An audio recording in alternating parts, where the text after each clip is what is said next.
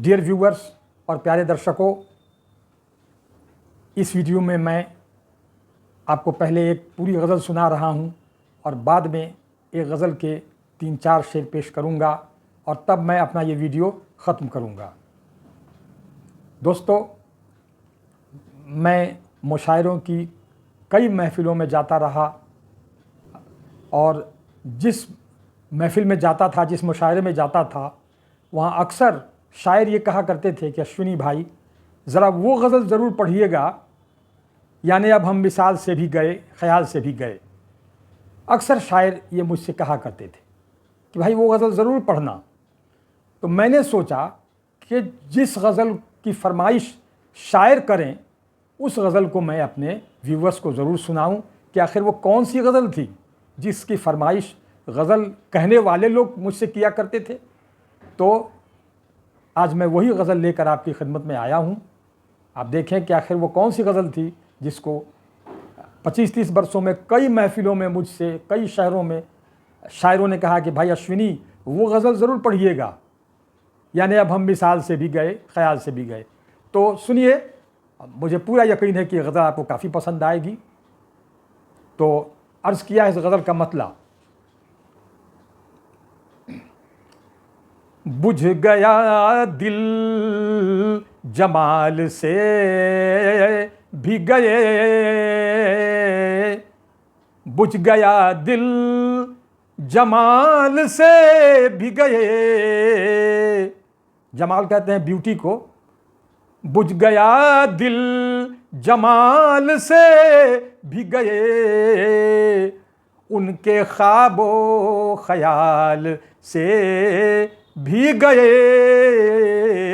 उनके ख्वाबो ख्याल से भी गए।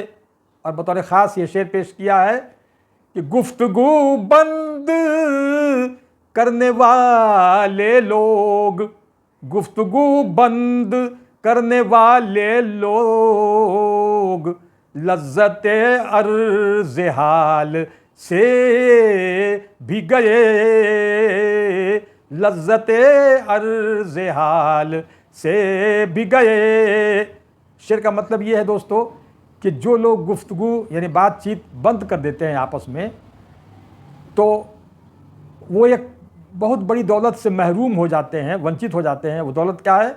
लज्जते अर्ज़े हाल, यानी अपने जज्बात का इजहार करने की जो लज्जत है, अपने भावों को व्यक्त करने का जो आनंद है, उस आनंद से, उस लज्जत से वो महरूम रह जाते हैं, वंचित रह जाते हैं।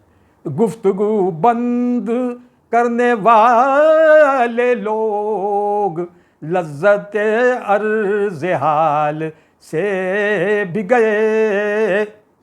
और वो जो मिसाल से भी गए वाला जो शेर है, जो शायर लोग अक्सर कहा करते थे, तो वो शेर सुन लीजिए।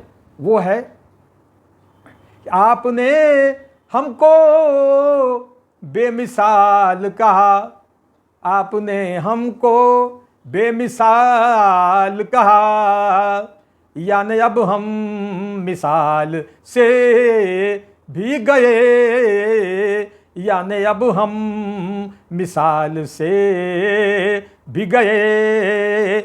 और दोस्तों, स्पिरिचुअल एस्पेक्ट के 2 शेर हैं, वो भी सुन लें।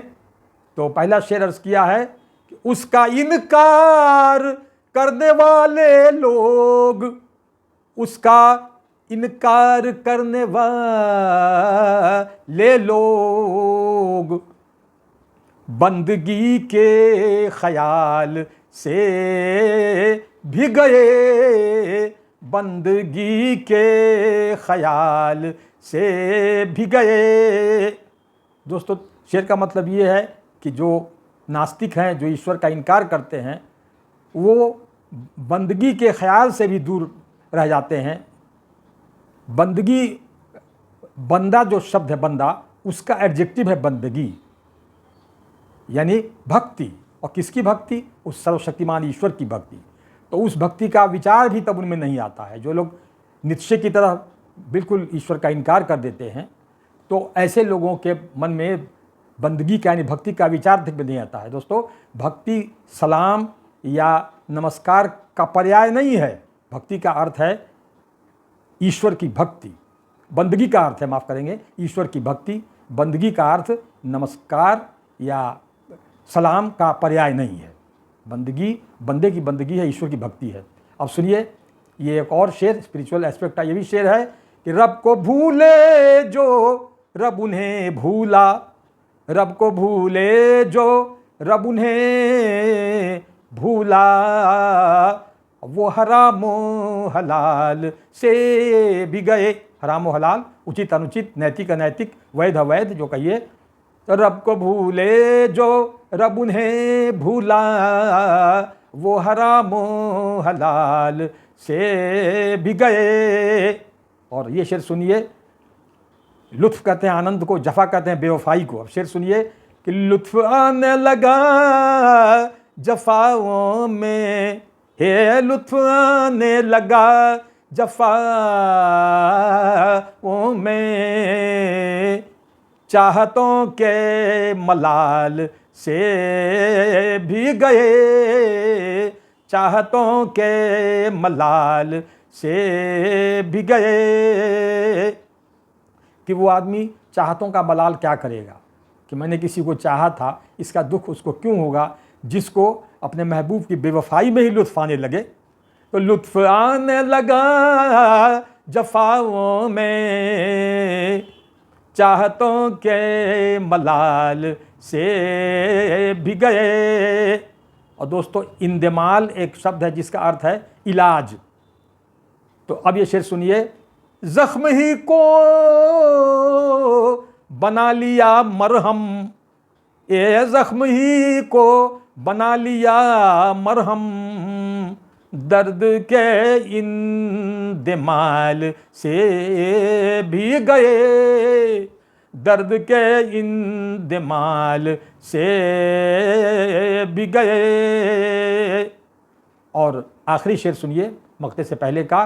तो अर्ज़ किया है कि नज़र आतिश हुए खुतूत उनके, खुतूत ख़त का प्लूरल है यानी पत्र, और नज़र आतिश का मतलब हुआ जला देना।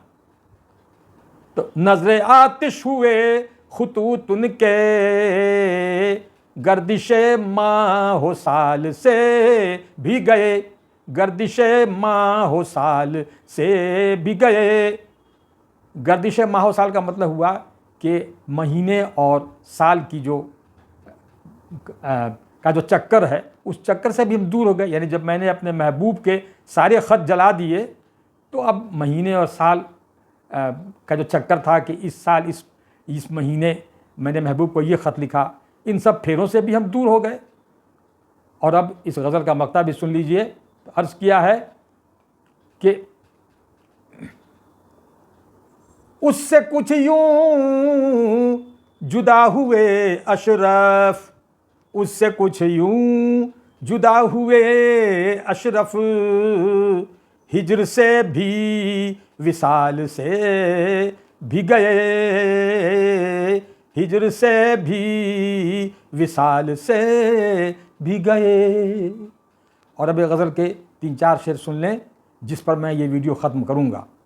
तो अर्ज़ किया है, इसका मतलब, गली मकान न दरीचे सजा दिए जाएं, दरीचा खिड़की को कहते हैं, गली मकान दरीचे सजा दिए जाएं, हमारी राह में कांटे बिछा दिए जाएं, हमारी राह में कांटे बिछा दिए जाएं, गली मकान दरीचे सजा दिए जाएं, हमारी राह में कांटे बिछा दिए जाएं।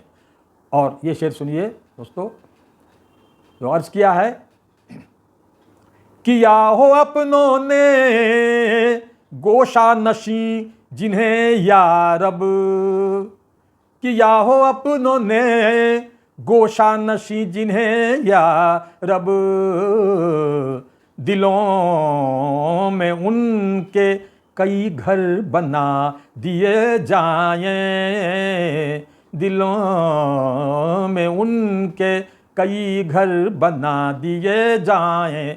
शेर का मतलब ये है दोस्तों कि मैंने ईश्वर से ये प्रार्थना की है, दुआ की है कि या रब, यानी ऐ पालने वाले, हे पालनहार, तू उन लोगों के दिलों में बहुत सारी मीठी स्मृतियों, मधुर यादों के घर बना दे कि जिनको उनके अपनों ने गोशानशीन कर दिया हो। यानी गोशानशीन कहते हैं एकांत में, एकांत कोठरी में रख देना, किसी तनहा कमरे में रख देना। तो जिन लोगों को अपने ही घर में किसी एकांत कोठरी में रख दिया गया हो, हे ईश्वर तू उनके दिलों में कई घर बना दे, यादों की एक जागीर उन्हें दे दे, अपनी यादें दे दे, अच्छी अच्छी यादें दे दे। किया हो अपनों ने गोशा नशी जिन्हें या रब, दिलों में उनके कई घर बना दिए जाएं। और दोस्तों कभी कभी अकारण भी क्षमा याचना करने से आनंद आता है। बिना बगैर किसी वजह के कभी कभी आई एम सॉरी बोलना भी आनंद देता है। देखिए मैंने ये बात एक शेर में कहने की कोशिश की है। माजरत कहते हैं, माजरत करना का मतलब हुआ सॉरी बोलना, माफ़ी मांगना। अब देखिए ये शेर, सुकून देती है बेवजह माजरत भी कभी, अकारण कभी कभी सॉरी बोलना भी चैन देता है। देखिए कैसे, किन लोगों को, सुकून देती है बेवजह माजरत भी कभी, सितम के मारों को ये गुर सिखा दिए जाएं। हाँ, सितम के मारों को ये गुर सिखा दिए जाएं। और एक ये शेर भी सुन लें कि दोस्तों गुनाह के लिए शर्मिंदगी का होना बहुत ज़रूरी है। पश्चाताप की एक भावना भी बहुत आवश्यक होती है। देखें इस शेर में मैंने एक बात कहने की कोशिश की है, नदामतों से बहुत दूर जा पड़े हैं हम, नदामतों से बहुत दूर जा पड़े हैं हम। नदामत कहते हैं किसी गुनाह के बाद पैदा हुई शर्मिंदगी को। नदामतों से बहुत दूर जा पड़े हैं हम, कभी किसी की नज़र से गिरा दिए जाएं, कभी किसी की नज़र से गिरा दिए जाएं। और दोस्तों अब दो शेर रह जाते हैं इस वीडियो में। तो इसमें मैंने गंगा जमनी सभ्यता का एक उदाहरण रखा है, गंगा जमनी तहजीब की एक मिसाल रखी है।